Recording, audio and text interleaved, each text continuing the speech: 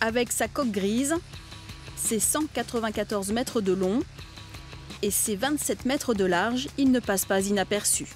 Le ravitailleur BRF2 de la Marine nationale est en cours de finition. Sa construction a commencé en septembre 2023 au chantier de l'Atlantique. Ce navire aura un rôle crucial pour la logistique. Alors là, vous êtes sur un bâtiment ravitailleur de force, le Jacques Stoskov, qui a pour principale mission de ravitailler les différentes unités, navires, qui se trouvent dans des zones de conflit.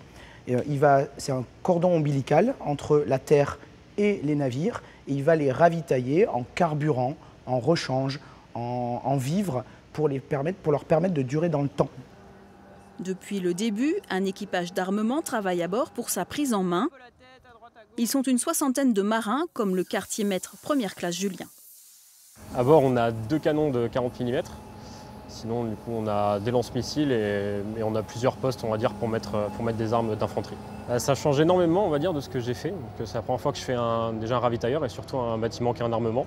Donc, professionnellement parlant, c'est assez intéressant. On découvre plein de choses, comment est-ce que c'est construit, etc.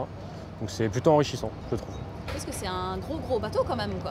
Plutôt, oui, il fait à peu près 192 mètres de long, donc c'est assez gros quand même. Ce ravitailleur est aussi un navire nouvelle génération bourré de technologie. Il a entre autres à son bord une infirmerie avec un bloc opératoire, des espaces de stockage immenses sur 5 ponts. À titre d'exemple, il peut embarquer de la nourriture pour 2000 personnes pour 2 mois. Et il a aussi dans ses cales des moyens de transport de défense plus inédits. Vous êtes ici dans le hangar aviation du bâtiment ravitailleur de force Jacques Stoskov, hangar d'aviation qui a la possibilité d'accueillir un hélicoptère et un drone lors de différentes missions. Mi-avril, le ravitailleur a fait sa première sortie en mer.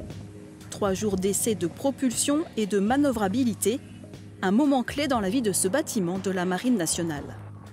C'est vraiment une étape importante, la construction du navire, parce que c'est un moment où vous allez donner naissance à un bâtiment.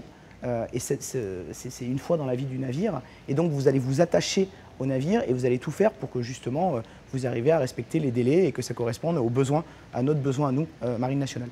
C'est une très grande fierté, effectivement, avec un super équipage. Donc j'ai plaisir tous les matins à me lever pour venir travailler ici, effectivement. Le Jacques Stoskov quittera définitivement Saint-Nazaire à la fin du mois de juin avec ses 130 marins. Direction Brest puis Toulon, son port d'attache.